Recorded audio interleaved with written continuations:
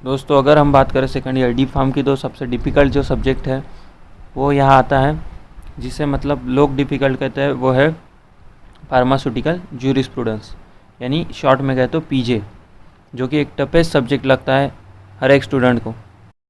तो आज के इस वीडियो में हम इसी पर बात करने वाले हैं, किस तरह स्टडी की जाए पीजे की या फिर फार्मास्यूटिकल ज्यूरिस्प्रूडेंस की, यानी कि वो टफेस्ट है तो सबसे आपका स्ट्रॉन्ग सब्जेक्ट वही कैसे बनाए। आज की इस वीडियो में मैं वो आपसे डिस्कस करने वाला हूँ। पर उससे पहले आप सभी को बहुत बहुत थैंक यू जो आपने इस चैनल को सपोर्ट किया है। काफ़ी मतलब 50 से ज़्यादा इसके सब्सक्राइबर हो गए और डेली कई व्यू भी आ रहे हैं, तो आप सभी का उसके लिए बहुत बहुत थैंक्स।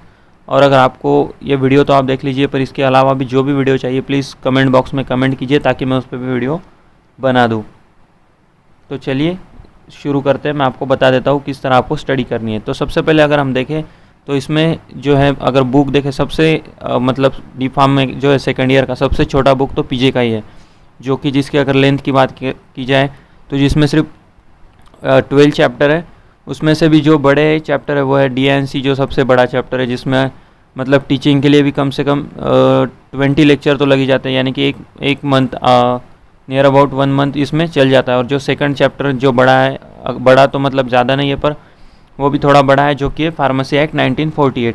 तो ये जो 2 चैप्टर है वो सबसे बड़े चैप्टर अगर हम छोड़ दें तो उसके बाद बचते हैं तकरीबन 10 चैप्टर। तो 10 में से भी जो ड्रग पॉलिसी जो लास्ट वाला चैप्टर है 12 नंबर का, वो चैप्टर भी मतलब उस पर ज़्यादा वेटेज नहीं होता है, वो इतना आपको इम्पोर्टेंट नहीं है। तो इसमें से अब बचते हैं आपको सिर्फ और सिर्फ 9 चैप्टर। तो 9 में से भी अगर हम पहले 3 चैप्टर ले लें, तो जो कि सिर्फ सिंगल मतलब यानी 1 to 1 ऐसे ही है, एक एक 2 पेज के चैप्टर है, जिसमें से आपको जो इम्पोर्टेंट है उनमें ऑब्जेक्टिव या फिर कुछ डेफिनेशन है वही इसमें इम्पोर्टेंट है, तो वो भी आप छोड़ दीजिए। तो बचते हैं सिर्फ आपके 4 या 5 यहाँ पर चैप्टर। इसमें आता है drug and magic remedy, poison act.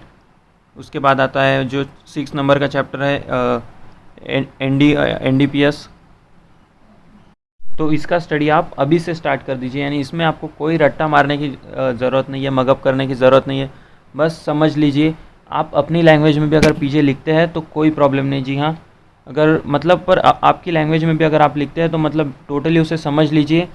और अगर आप एक बार उसे समझ लेंगे तो ऑटोमेटिकली आपको वही लैंग्वेज में वो एक याद रह जाएगा, या फिर आपको जैसे ही आप उसे समझ लेंगे तो आपको पूरी तरह से वो आने लगेगा। तो इजीली आप उनकी लैंग्वेज में लिख सकते हैं, या फिर नहीं आपको वो लैंग्वेज आप नहीं समझ पा रहे हैं तो सिंपली आप अपनी लैंग्वेज में भी लिख सकते हैं, पर सेंटेंस जो है वो करेक्ट कीजिए। तो अगर इन सारे चैप्टरों की अगर हम बात करें तो सबसे ज़्यादा इंपॉर्टेंट जो चीज़ है वो है ऑब्जेक्टिव। जो ऑब्जेक्टिव अगर आप सभी चैप्टर के कर लेते हैं तो मतलब टोटली आपकी जो 70% स्टडी है वो यहाँ पर ख़त्म हो जाती है, अगर सिर्फ ऑब्जेक्टिव और ऑल डेफिनेशन आप कर लेते हैं। अब आप कहेंगे ऑब्जेक्टिव और चैप्टर वही, यानी कि वही चैप्टर के ऑब्जेक्टिव, ये कैसे ध्यान में रखा जाए। तो जैसे कि मैंने पहले कहा, आप मगअप मत कीजिए, रट्टा मत मारिए, आप समझ लीजिए वो ऑब्जेक्टिव का आपकी लैंग्वेज में मीनिंग। अगर आप वो समझ लेते हैं उसके बाद आपको ऑटोमेटिकली समझ आ जाएगा कि अगर ये चैप्टर है, सपोज़ कीजिए ये है फार्मेसी एक्ट, तो अब फार्मेसी एक्ट क्यों बना है, अगर आप ये सोच के ऑब्जेक्टिव पढ़ते हैं, उसे अपनी लैंग्वेज में ट्रांसलेट कर लेते हैं, तो आप इजीली यहाँ पर याद रख पाएंगे। इस तरह अगर आप स्टडी करते हैं तो आप इजीली पीजे की स्टडी कर सकते हैं और ज़्यादा से ज़्यादा स्कोर पीजे में कर सकते हैं। अगर मैं इजीली बात करूँ तो यही आपका एक स्कोरिंग सब्जेक्ट भी बन सकता है, अगर आप अभी से स्टडी स्टार्ट कर दीजिए। यानी कुछ ज़्यादा स्टडी नहीं करनी है आपको, डेली कुछ थोड़ा तो भी पढ़ते रहना है, और ऑब्जेक्टिव डेली रिवाइज कीजिए, जो कि आपके लिए बहुत हेल्पफुल हो सकता है। अब आते हैं हम शेड्यूल की तरफ, जो कि है डीएनसी एक्ट में। अब शेड्यूल की अगर हम बात करें, शेड्यूल कैसे हम, अब इसमें तो दोस्तों समझने जैसा कुछ नहीं है, बस आपको यहाँ लॉजिक लगा लेना है।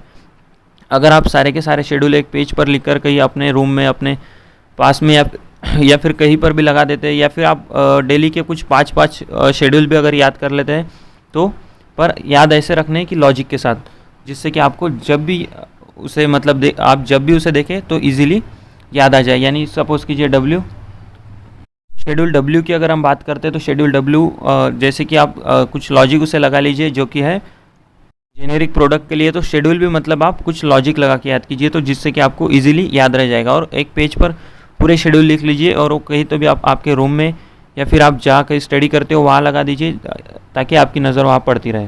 और डीएनसी की अगर डेफिनेशन की हम बात करें तो आप डेफिनेशन जो है वो भी बहुत इंपॉर्टेंट है, यानी कि अगर 70% वेटेज जो होता है पेपर में का 60 to 70% वो सिर्फ और सिर्फ डीएनसी यही एक चैप्टर पर होता है। अगर आप में से किसी को इसमें सिर्फ पासिंग निकालनी हो तो आप सिर्फ डीएनसी भी कर लेते हैं।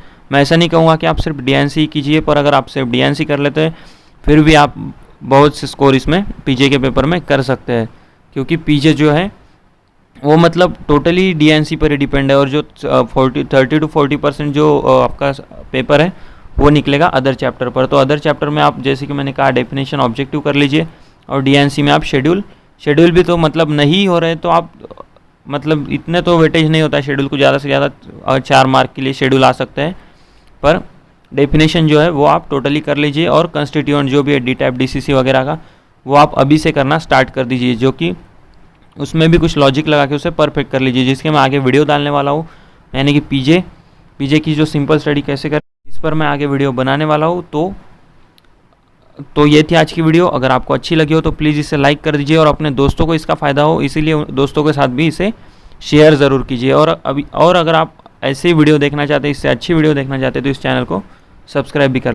और आपको जो कोई वीडियो चाहिए प्लीज़ नीचे कमेंट बॉक्स में लिखिए, मैं जल्द से जल्द उस पर वीडियो बनाने की कोशिश कर दूंगा। Thanks for watching, bye bye.